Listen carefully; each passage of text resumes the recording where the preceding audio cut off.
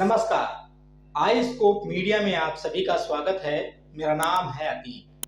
देश और प्रदेश की राजनीति की खबरों को जानने के लिए सब्सक्राइब करें हमारा चैनल। उत्तर प्रदेश में होने वाले विधानसभा चुनावों को लेकर एक दूसरे को घेरने का दौर शुरू हो चुका है। इसी क्रम में बहुजन समाज पार्टी की राष्ट्रीय अध्यक्ष मायावती ने रविवार को कांग्रेस पर हमला किया। उन्होंने कांग्रेस की महासचिव प्रियंका गांधी वाड्रा के सीएम उम्मीदवार को लेकर दिए गए बयान को वापस लेने पर मायावती ने कहा कि यूपी विधानसभा चुनाव में कांग्रेस पार्टी की हालत इतनी ज्यादा खस्ता हाल बनी हुई है कि इनकी सीएम के उम्मीदवार ने कुछ घंटों के बाद ही अपना स्टैंड बदल डाला। वहीं उन्होंने भारतीय जनता पार्टी को भी आड़े हाथों लिया। ऐसे में बेहतर यही होगा कि लोग कांग्रेस को वोट देकर अपना वोट खराब ना करें और बसपा को वोट दें। जानकारी के अनुसार बसपा प्रमुख मायावती ने रविवार को ट्वीट कर कहा कि यूपी विधानसभा चुनाव में कांग्रेस पार्टी की हालत इतनी ज्यादा खस्ता हाल बनी हुई है कि इनके सीएम के उम्मीदवार ने कुछ घंटों के भीतर ही अपना स्टैंड बदल डाला। ऐसे में बेहतर यही होगा कि कांग्रेस को वोट देकर अपना वोट खराब ना करें, बल्कि एक तरफा तौर पर बीएसपी को ही वोट दें। मायावती ने अपने ट्वीट में आगे कहा कि यूपी में कांग्रेस जैसी पार्टियां लोगों की नजर में वोट काटने वाली पार्टियां हैं। ऐसे में भाजपा को यूपी की सत्ता से बाहर करके यहां सर्व समाज के हित में व इनके जाने परखे नेतृत्व वाली सरकार की जरूरत है, जिसमें बीएसपी का स्थान वास्तव में नंबर 1 पर है। बता दें कि कांग्रेस के युवा घोषणा पत्र के ऐलान के दौरान कांग्रेस महासचिव व उत्तर प्रदेश प्रभारी प्रियंका गांधी वाड्रा ने शुक्रवार को साफ संकेत दिया था कि उत्तर प्रदेश में कांग्रेस की ओर से मुख्यमंत्री का चेहरा वही है। उनके इस बयान के बाद से न सिर्फ उनकी पार्टी बल्कि विपक्षी पार्टियों के बीच भी यह बात चर्चा का मुद्दा बन गई थी।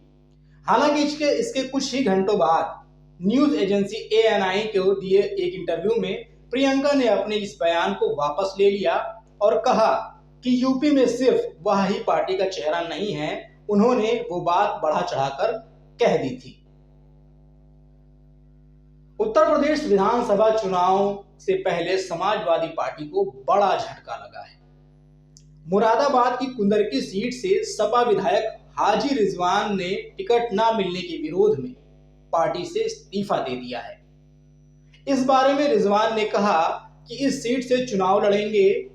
एसपी ने यहां से जियाउर रहमान बर्क को टिकट दिया है, जिसके बाद हाजी रिजवान नाराज हो गए हैं और उन्होंने चुनाव में उतरकर पार्टी के अधिकृत प्रत्याशी की मुश्किलों को बढ़ा दिया है। हाजी रिजवान ने कहा कि उन्होंने अभी तक तय नहीं किया है कि वह किस पार्टी से चुनाव लड़ेंगे, लेकिन इतना तय है कि वह अपने क्षेत्र से चुनाव लड़ेंगे। उन्होंने कहा कि जब वह लखनऊ में पार्टी अध्यक्ष अखिलेश यादव से मिले तो उन्होंने अगला लोकसभा चुनाव लड़ने की बात कही। हाजी रिजवान ने कहा कि वह 4 बार विधानसभा चुनाव जीत चुके हैं और क्षेत्र में कड़ी मेहनत कर चुके हैं, लेकिन पार्टी ने उन लोगों को टिकट दिया है जिनका इस क्षेत्र से कोई सरोकार नहीं है और ऊपर से आने वाले लोगों को टिकट दिया गया है। रिजवान ने कहा कि अब वह इस सीट को चुनाव जीतेंगे और टिकट काटने वालों से सवाल पूछेंगे। अब आपको बताते हैं चुनावी यात्रा पर अमित शाह ने कैराना में क्या कहा। यूपी के कैराना पहुंचे केंद्रीय गृह व सहकारिता मंत्री अमित शाह ने कहा कि भाजपा सरकार में कैराना का माहौल बदला है। 2014 के बाद प्रधानमंत्री नरेंद्र मोदी ने उत्तर प्रदेश के विकास के धुरी को अपने हाथ में लिया। 2017 में भाजपा सरकार बनने पर मुख्यमंत्री योगी आदित्यनाथ ने विकास की गति को तेज किया। अब पूरे प्रदेश में विकास की नई लहर दिखाई देती है। अमित शाह शनिवार को कैराना पहुंचे और पार्टी प्रत्याशी मृगांका सिंह के लिए घर घर जाकर वोट मांगे। इसके बाद उन्होंने पलायन के पीड़ित परिवारों से मुलाकात की। बाद में होटल ऑर्चिड में बागपत और शामली के प्रत्याशियों और नेताओं के साथ बैठक कर उन्हें जीत का मंत्र दिया। वहीं अमित शाह ने पलायन के पीड़ित परिवार से मिलने के बाद कहा कि किसी भी प्रदेश के विकास की प्राथमिकता शर्त कानून होती है। उन्होंने कहा कि यह वही कैराना है जहां से लोग बदतर कानून व्यवस्था के चलते पलायन करने लगे थे। आज भाजपा सरकार में मजबूत कानून व्यवस्था के चलते पलायन कराने वाले खुद पलायन कर गए हैं। पीड़ित परिवार के लोग अब बिना किसी खौफ के यहां रह रहे हैं। गृह मंत्री अमित शाह ने कहा कि उत्तर प्रदेश आने वाले समय में देश का सबसे विकसित राज्य होगा। यहां कानून व्यवस्था की स्थिति को बरकरार रखना है, तुष्टीकरण को खत्म करना है, एक जाति के लिए काम करने वाली सरकारों की प्रथाओं को खत्म करना है। उन्होंने कहा, नरेंद्र मोदी के नेतृत्व में उत्तर प्रदेश के विकास के लिए फिर से यहां योगी आदित्यनाथ की सरकार बनानी है। इस दौरान उन्होंने सरकार की योजनाओं का गुणगान भी किया। वहीं घर घर पहुंचे अमित शाह ने भाजपा के 5 साल के परिश्रम और नरेंद्र मोदी की 7.5 साल के परिश्रम को ध्यान में रखकर पार्टी के समर्थन में वोट करने की अपील की। उन्होंने कहा कि हर वर्ग की मन की आवाज सुनाई पड़ रही है। इस बार उत्तर प्रदेश में भाजपा 300 पार रहेगी। समाजवादी पार्टी ने स्टार प्रचारकों की सूची जारी की है। हम आपको बताएंगे इस सूची में कौन कौन लोग शामिल हैं।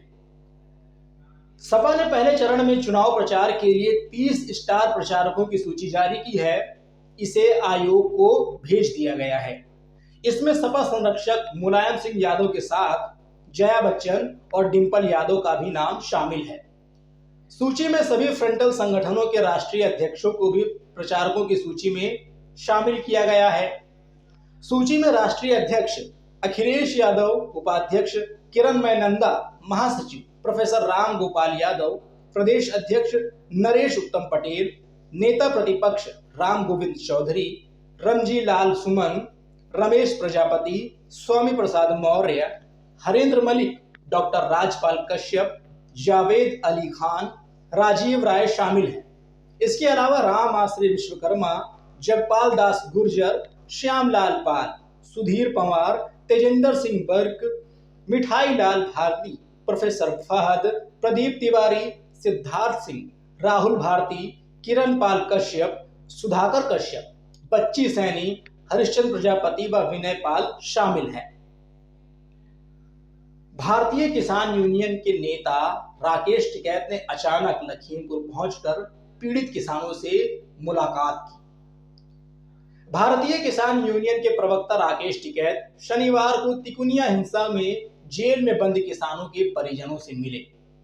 बंशीनगर स्थित गुरप्रीत के घर पहुंचकर राकेश टिकैत ने उनके परिवार से बातचीत की और जल्द ही मामले में कोई निर्णय लिए जाने और परिजनों को सूचित किए जाने की बात कही। लखीमपुर से किसान नेता राकेश टिकैत का काफिला पलिया पहुंचा। यहां उनका टिकैत गुट के जिला उपाध्यक्ष बलजीत सिंह बल्ली के नेतृत्व में किसानों व संगठन के लोगों ने स्वागत किया। मिल गेट पर स्वागत के बाद काफिला दुधवा रोड स्थित एक ट्रक वर्कशॉप पहुंचा। यहां भी टिकैत समेत उनके साथ आए लोगों को सरोपा भेंट कर स्वागत किया गया। यहां टिकैत करीब 5 मिनट ही रुके और इसके बाद सीधे बंशीनगर स्थित गुरप्रीत सिंह के घर पहुंचे। गुरप्रीत सिंह तिकुनिया हिंसा मामले में जेल में हैं। गुरप्रीत के पिता से टिकैत ने वार्ता की, उनसे हालचाल लिया और बताया कि वह और उनका पूरा संगठन उनके साथ खड़ा है और जरूरत पड़ने पर वह उनसे संपर्क कर सकते हैं। उन्होंने जल्द ही मामले में कोई निर्णय लिए जाने की बात कही। यहां भी करीब 5 मिनट रुकने के बाद टिकैत का काफिला निघासन की ओर रवाना हो गया। भारतीय किसान यूनियन टिकैत के जिला उपाध्यक्ष बलजीत सिंह बल्ली ने बताया कि कौड़िया लाल घाट गुरुद्वारे में कुछ लोगों से मिलने के लिए राकेश टिकैत रवाना हुए हैं। तो दोस्तों, आज की इस वीडियो में फिलहाल बस इतना ही। अगली वीडियो में आपसे फिर होगी मुलाकात। तब तक के लिए नमस्कार।